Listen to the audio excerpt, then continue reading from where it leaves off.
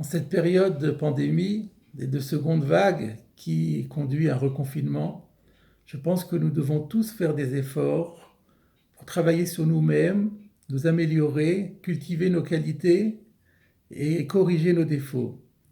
C'est dans cette perspective que je voudrais vous faire le commentaire sur la paracha de Vayera de cette semaine. Nous savons que le fils aîné de Avram Avinu, Ishmaël, s'était si mal comporté que Avram a dû s'en séparer sur les injonctions de sa femme Sarah, confirmées par l'ordre divin. Et Ishmaël, qui d'après la tradition était très malade, a été terrassé par la fièvre et parti sur le dos de sa mère. Et puis quand on a de la fièvre, on boit énormément, il n'y avait plus d'eau, il était terrassé par la soif. Et à ce moment-là, Agar s'en va pour ne pas le voir mourir. Et l'ange de Dieu apparaît et lui dit « Ne crains rien, car Dieu a entendu la voix du jeune homme, la voix d'Ishmaël. » Et le verset ajoute « Bacher ou Sham, là où il est ». Et cette expression est étonnante. Et Rachi explique « Là où il est », ça veut dire « tel qu'il est ». Et pourquoi Dieu dit « tel qu'il est » ? Parce que les anges du service avaient plaidé auprès de Dieu contre Ishmaël. Et ils avaient dit à Dieu, comment peux-tu envisager de faire un miracle, de faire jaillir un puits en plein désert pour sauver Ishmaël de la soif, alors que nous savons, nous qui voyons le futur, que dans un avenir lointain, les descendants de Ishmaël seraient amenés à faire mourir de soif les enfants d'Israël. Et Rachi rapporte un autre Midrash Tanchuma, dans Parashat Yitro, qui dit qu'effectivement, à l'époque de Nebuchadnezzar, Nabucodonosor, la destruction du premier temple, quand les Juifs avaient été emmenés en captivité, couverts de chaînes, entièrement nus, se sont retrouvés à un moment donné en pays arabe, ils ont demandé aux Babyloniens, laisse-nous auprès de nos cousins, des fils de notre oncle, Ishmaël, qui va s'occuper de nous, qui vont s'occuper de nous. Et ils ont accepté. Et qu'est-ce qu'ils ont fait ? Ils leur ont donné à manger des mets salés, de la viande salée, du pain salé, et ensuite ils leur ont donné des outres, dont les béné Israël pensaient qu'elles étaient pleines d'eau, et en vérité elles étaient gonflées à bloc avec de l'air. Quand ils ont avalé cet air, ils en sont morts. Alors les anges disent à Dieu, tu peux quand même pas, après, quand on considère un tel comportement de la part de ses descendants, tu peux quand même pas sauver Ishmaël de la soif. Et Dieu répond, mais aujourd'hui, comment est-il ? Tzadik ou Racha, juste ou impie? Ils reconnaissent Tzadik. Alors Dieu dit, je regrette, je juge les personnes en fonction de leurs actes présents et pas en fonction du futur. Il y a notamment une question qui est posée par de très nombreux commentateurs. Comment les anges ont-ils pu dire, en parlant d'Ishmaël, c'est un tzaddik, alors que nous avons dit qu'il s'était très mal comporté? Et c'est quand nous avons dit très mal comporté, c'est une litote. Parce que d'après la tradition rapportée par Rachi, quand il est dit que Sarah avait vu que Ishmaël, le fils d'Abraham, s'amusait, ça voulait dire quoi dans ce contexte ?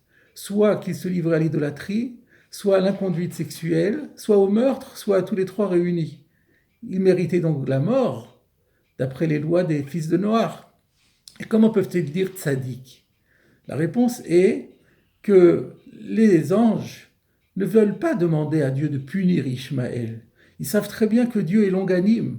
Dieu ne punit jamais très vite. Il laisse le temps de faire teshuva, de revenir à lui. Et d'ailleurs, d'après la tradition, lorsque Abraham mourra et que Ishmaël et Yitzhak se retrouveront pour l'enterrement de leur père, Ishmaël aura fait teshuva.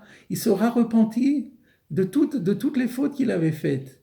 Par conséquent, il n'est pas question de demander qu'il soit puni. Mais alors le problème est de savoir, quel est l'argument ici que les anges peuvent alors apporter si on ne punit pas quelqu'un pour les fautes qu'il a déjà faites, comment pourrait-on le punir pour des fautes que lui-même n'a pas faites et qui seront commises dans un avenir très lointain par des descendants ? Il y a une deuxième question qui se pose. Pourquoi les anges insistent-ils en disant que ses descendants vont faire mourir les béné Israël de soif ? Mais que nous importe de quoi ils vont les faire mourir ? Que ce soit de soif ou que ce soit d'une autre, n'importe quelle autre manière, ce qui est grave, c'est qu'ils vont les faire mourir.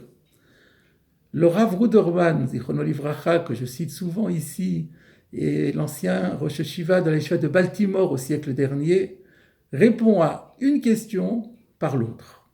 En fait, ce que les anges disent, il se réfère à un adage talmudique dans le traité Sota qui dit « Bemida she'adam moded, kach modedim lo » mesure pour mesure. Dieu se comporte avec l'homme en fonction du comportement de cet homme. Il y a un effet miroir entre l'action de l'homme et la relation de Dieu à lui.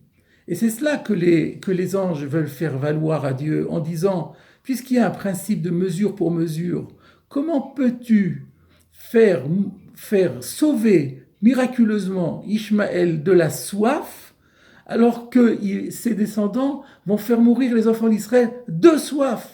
Il y a ici le principe de Mida keneged Mida. Et Dieu de répondre, oui, c'est vrai, mais tout ce que vous dites est vrai.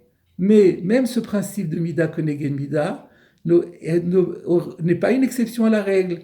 Il n'est fait que par rapport à des comportements qui sont déjà effectués et non pas à des comportements qui vont être effectués dans l'avenir, encore moins lorsqu'il s'agit de comportements non pas de l'intéressé, mais de ses lointains descendants. Et à vrai dire, ici se pose la question la plus forte. Effectivement, mais qu'est-ce que les anges avaient en tête? Comment peut-on appliquer cette règle de Mida keneged Mida sous prétexte que plus tard, bien plus tard, des lointains descendants vont mal se comporter? Quel rapport? Et là, le Rav Ruderman nous donne une réponse étonnante. C'est que les anges savaient que ce comportement qui s'est traduit de façon si catastrophique à l'époque de Nabuchodonosor par les descendants de Ishmaël, mais ce mauvais comportement existait déjà en germe dans la personnalité de Ishmaël. C'est parce que Ishmaël avait en lui ce défaut profond que plus tard ses descendants sont arrivés à ce qu'ils ont fait. Et là, nous avons ici une leçon très importante. C'est que très souvent, quand on voit quelqu'un qui tourne mal, par exemple, il faut savoir que en germe, la faute dont il est responsable, elle se trouvait déjà chez ses parents, voire chez ses grands-parents, voire chez ses aïeux. Et à contrario, quand on voit quelqu'un qui se comporte de manière magnifique, une personne, un parangon de vertu, il faut savoir que bien souvent, c'est parce que la qualité en question avait commencé déjà à être développée par ses parents, par ses ancêtres. Donc la leçon, elle est ici, comme nous le disions entrée de jeu, lorsque nous avons des qualités, il faut absolument les développer, les potentiels que nous avons, il faut les cultiver parce qu'un jour ils se concrétiseront. De la même façon que si nous sentons que nous avons des mauvaises tendances, alors il faut absolument les éradiquer pour ne pas qu'à Dieu ne plaise, elles se concrétisent soit à notre niveau, soit à ceux de nos enfants. Travaillons sur nous-mêmes et faisons en sorte que nous soyons toujours heureux de voir à quel point notre travail personnel va avoir des effets si merveilleux au niveau de nos enfants, nos petits-enfants et nos descendants.